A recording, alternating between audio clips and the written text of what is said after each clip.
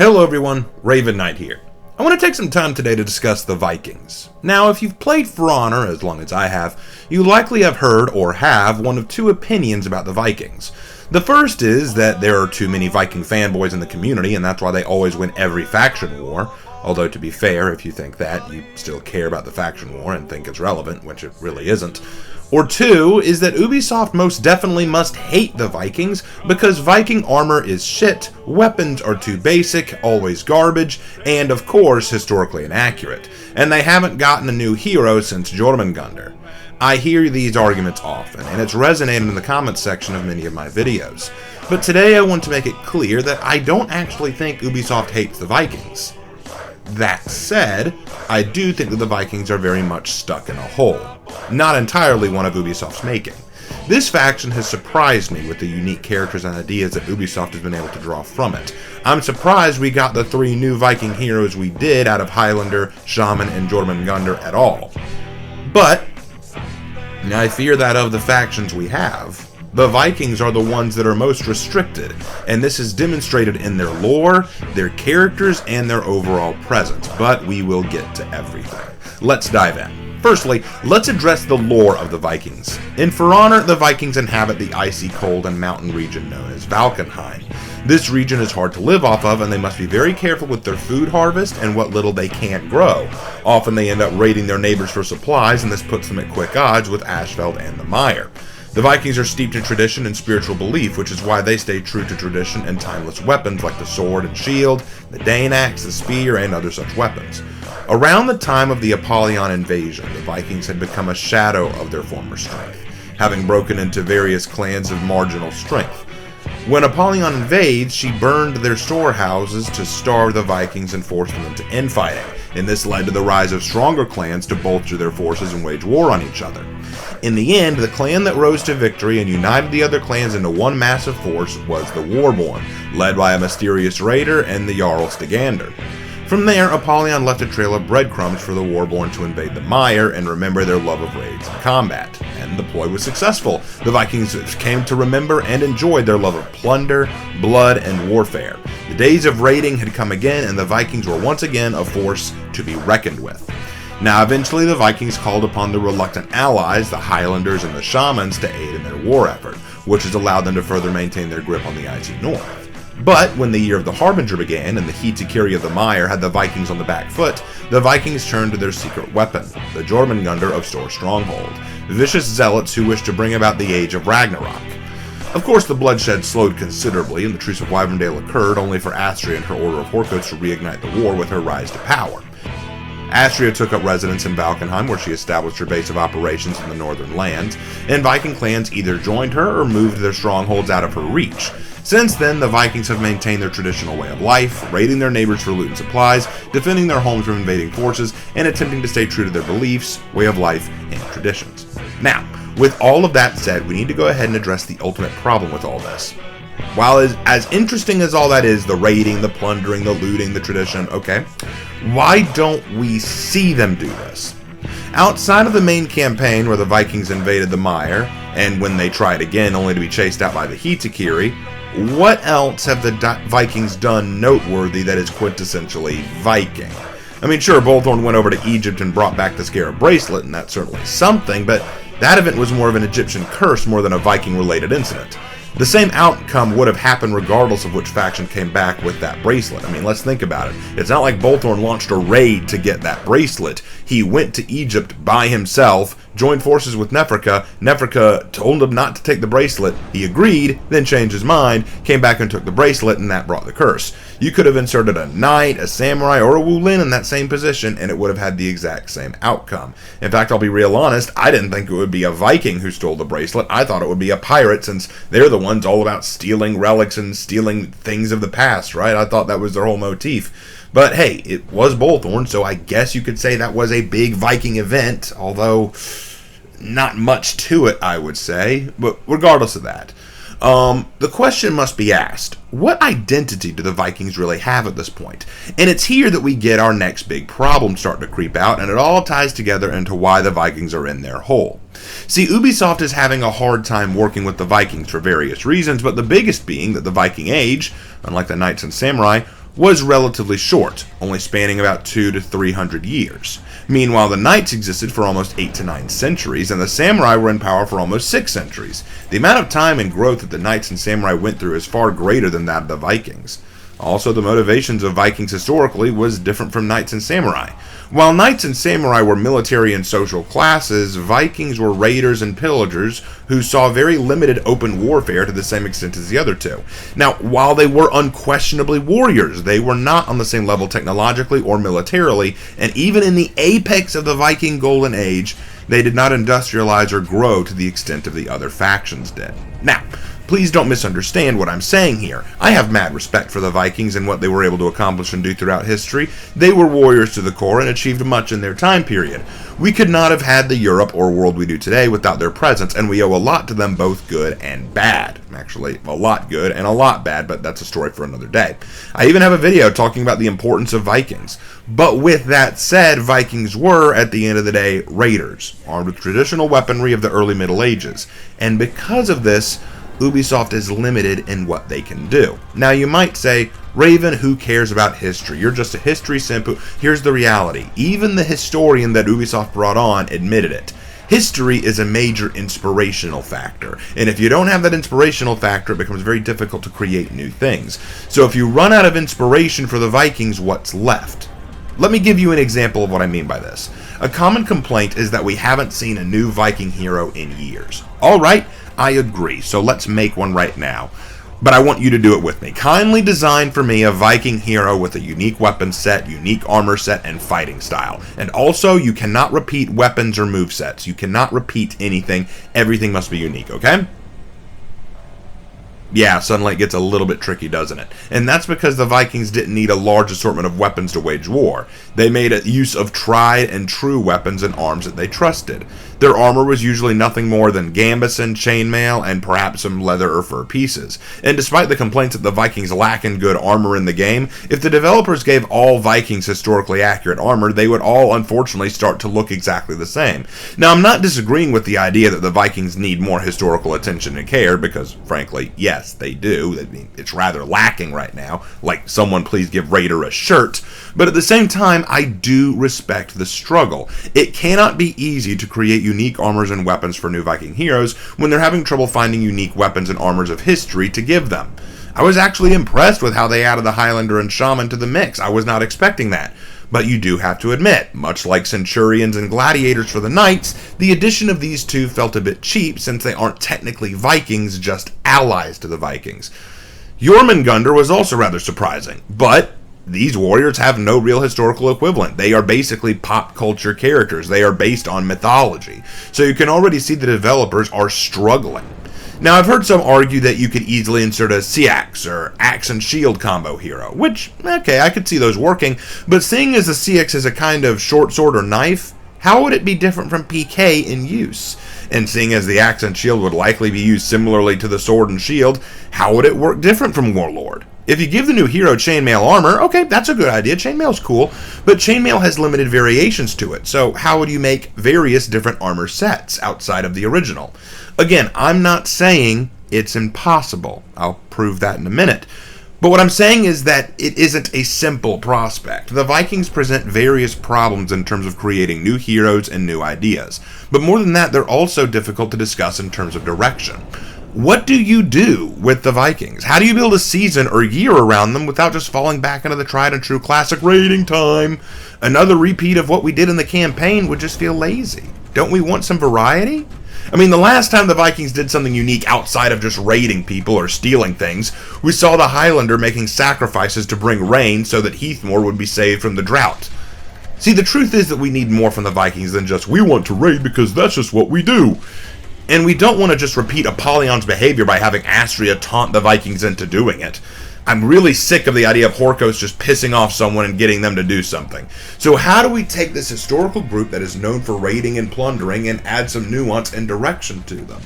Well, there might be a few ways, and I'll show you my idea. Let's discuss a year dedicated to the Vikings. We'll call this year Ragnarok. This year we'll see one new Viking hero in the 4th season, 4 new hero skins, and 2 new maps. Alright? Let's see what we can do. The first season will be called Reclaim the Northland. A foolish Jarl has proposed that it's time for the Vikings to join with Astria, increase the power of Horkos, and have her lead Valkenheim into an age of greatness. But this doesn't sit well with the other Jarls and warriors. One Jarl, Harald, rises up and rallies the Vikings against Horkos and Astria. Harald is the first hero skin of the year, a Highlander, taller and more ferocious than any of his kin. Long, wild red hair and a face, though young, is filled with the fury of the wild Northland. With his leadership, he raids Astria's stronghold and forces Horkos to retreat into Wulin territory to avoid the rage of the great heathen army. Harald sees the strength of a reunified Valkenheim and decides to save Heathmoor from its enemies, starting with Astria and the Wulin, who have long been a thorn in the side of the other factions. They will turn the rage of the North on the Eastern warriors and lay them to waste. Pretty simple first season, but the second season will change things up. Called Great Walls, the Wulin are not keen on protecting Astria or its warriors, but they know that the great heathen army will not be stopped easily. They call upon the Wulin general Guan Yu, I know, not creative name, I'm still working on it, the legendary Zhang Jun himself, to rise up and defend Chang Pass, and as you probably guessed, that will be the hero skin of the season. The only way to stop the Vikings in their pursuit is to stop them before they can reach the walls. So Guan Yu leads his armies to stop the Vikings at the Bridge of Shuhan, which will be the new map of the season, a duel and brawl arena match, which appears as a massive bridge of stone, which will be an homage to the Stamford Bridge. There the Wulin will put up a valiant effort to defeat the Vikings and hold them off, but the wrath of Harald and his anger at the dishonor done to him and all of Heathmoor is greater than they expected, and the Wulin eventually break and scatter. Guan Yu rides south to warn the Mire and Ashveld of what's coming. Harald closes down Chang Pass and declares Valkenheim and all of Heathmoor safe once again. Without Horkos to draw the anger of outside empires or the Wulin to continue invading, things can be as they were meant to be. However, not all of the Vikings agree. They think they shouldn't stop here, that Harald should push forward, strike harder. After all, Vikings should dominate Heathmoor once and for all. No more would they have to raid and pillage to survive. They would take the fertile lands below them. They would have it all. But you see, Harald wasn't keen on that either, but it would take more than what they had to win. They couldn't just go off on their own. They needed something greater. They needed a legend. They needed a beast of Ragnarok. They needed a wolf. The third season will be called Dreadwolves. As the Jormungandr exist, so too does the Dark Wolf Fenrir. Some zealots of Valkenheim know of him, know where he slumbers, imprisoned. And to wage this final war upon Heathmoor and claim what is the Vikings by right, they need the strength of the wolf. They need the power of the Dreadwolf. And they aren't alone in wanting this. See, the problem is, though they may know where Fenrir sleeps, they can't free him themselves. But a Magi, once a devotee of Neferka, believes that he can use the arts of the Egyptian gods to free the wolf. His name is Anafa, an acolyte of Anubis, the dog god of the dead, and he is the third hero skin. Using a relic of Anubis, he frees Fenrir. And Fenrir shares his gratitude with Heathmoor. Lycanthropy runs rampant among the factions. Men and women begin taking on wolf and lupine-like features, and some going mad and turning into raving beasts.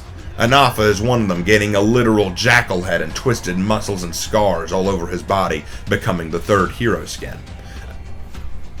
The Zealots unleash Fenrir and his children upon Heathmoor, and chaos ensues. The knights and samurai are forced to unite swiftly to stop this sudden curse, and this leads to the Halloween event, Call of the Wild. It's very similar to the Jorogumo event, with Fenrir being the final boss of a long battle leading up to the monster, but along the way you'll be attacked by waves of feral werewolves who fight viciously to protect their father. Harald beholds this and falls into despair. This isn't what he wanted, and now, thanks to the overzealous nature of his own kin, a new threat is unleashed on Heathmoor, and so he calls upon another group for aid. And you guessed it, that leads into the new hero, but we'll get to that. The fourth season will be called The Great Hunt. Fenrir must be dealt with, and only one beast can stop him. Harald reaches out to the Jormungandr cult, who call upon their own Ragnarok beast, the Great Serpent. The serpent Jormungandr knows that Ragnarok is not at hand, and so it must turn on its own brother to prevent him from ending the world. The two great beasts wage a mighty battle on the shores of Heathmoor. There will be a new map, a Dominion map called Vigrid Fields, a massive Viking map that shows the land crumbling and falling apart, with the two massive apocalyptic beasts fighting in the far distance like a backdrop. And with each crash of their bodies, the minion lane resets as all the minions collapse and die from the shockwave. The serpent is eventually successful, and Fenrir is brought to heel and forced back into his cave. But that still leaves the children of Fenrir, the remaining Lycans.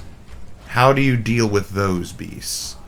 Harald reaches out once more to his last resort, another warrior group, a zealous order that swore itself to Harald and Harald alone. The Oprichniki, hunters and warriors who specialize in war scythe weaponry. They turn their long scythes now upon the Lycans and wolves and reverse the course of the war. These are the new heroes of the year, who use a long scythe weapon with a Russian edge to them. I even see them having Russian voice lines, because they're based on the real-world Oprichniki, the special forces that served under Ivan the Terrible. These warriors are more than a match for the Lycans, but numbers are still a major issue, which leads to Harald finally having to swallow his pride and seek the aid of the knights and samurai. This leads to the hero skin for the last season from the knights, a centurion named Marcus Avum, who loans his strength and armies to aid in the defeat of the Lycans once and for all, destroying the zealots of Fenrir at long last. But while they're all distracted dealing with the werewolves, Astria slinks her way back into Heathmoor, seeking a new location to set up her order, meaning that Horkos still isn't done. Dun dun dun! And again, I know that this is not a perfect idea, and there are certainly holes and problems in it, but this idea was formulated over a single brainstorm over dinner between me and my brother. Yeah, we came up with this all during a meal, not even joking. And yes, I admit, it does deal with a lot more mythology, a lot more than anything, but the concept of the Great Heathen Army, the unification under Harald, the defense of the Northern Lands, and the Viking schisms, all of it I felt would be a unique exploration of the Vikings that ties into their history, culture, and beliefs. Rather than just being wild raiders, they are a strong and noble force intent on preserving what is theirs. Now, before we close out, there is something that I want to address. When I made my Knight video, a lot of people have pointed out that if there should be any faction that's the villains, it ought to be the Vikings, because the Vikings have done historically terrible things, like participating in the Arabic slave trade, being part of a slave trade period, ransacking and attacking innocent towns and villages in England and European lands, the siege of Paris, lots of stuff like that. And a part of me agrees with that, because if we do look at the historical accuracy of the factions, the Vikings have done a whole lot of heinous stuff. But I stand by what I've said before. Every faction, Knight, Samurai, Viking, Ulan, all of them, have done heinous things and also good things. The Vikings did bring some good things into the world, and you can see my importance of the Vikings video to get some information on that. But with that said, I think that in the world of For Honor, it would be very unique if we explored things beyond just raiding. Because Viking is something you do, but the Norse are a culture. The Nordic people are a culture, and I want to explore that culture, and that's what I wanted to do more of in this year. I don't want to just make them the quintessential bad guys. The reason I had the Viking schism here is not just because it creates bad Vikings and good Vikings, but because this is actually historical. One of the reasons the Viking Age kicked off in the first place was because when the lands of Norway, when the Scandinavian lands were starting to unify under one kingdom, a lot of clans and kings and jarls got sick of this and didn't like this idea because there were a lot of political squabbles, and so a lot of them fled those lands and went west into England and other lands to make their fortune and to take advantage of the weaker kingdoms that were in those territories, which is where you get stuff like Assassin's Creed Valhalla's origins. If you played that game, you know how it starts. Harold is an actual real king who is trying to unify the clans and the different kingdoms of his lands. So you could make all this work, and I think that there's something there. The problem is, and again, I don't blame Ubisoft entirely for this. They're working with a very difficult faction to work with. The Vikings are steeped in tradition. They do not have a very long history of growth and change and evolution, and you have to look outside of just this Viking strictly to get new heroes and weapons. That's why we had to get Highlander, why we had to get Shaman, and why, if my idea went through, we'd go to the Oprichniki and the Rus. So, yes, there is a lot here that would need to be expanded, there's a lot here that would need to be discussed, there's a lot here that would need to be explored, and there's probably some stuff we'd have to twist. That's why I'm not overly upset with Jormungandr, because even though Jormungandr is based almost entirely on lore and mythology and legends, Jormungandr's probably what we end up with eventually, because what do we have left on the Vikings until we get straight into their mythology, which, granted, is very fascinating. So that is my idea for a Viking year, and we have officially now gone through all of the heroes and talked all the factions and talked about their potential year ideas. So I hope you guys have enjoyed this little discussion, and don't worry, there will be more For Honor lore discussions in the future. I hope you guys have enjoyed. Please let me know down in the comments let me know in the comments what you think. And as always, guys, I will see you in my next video. Take care.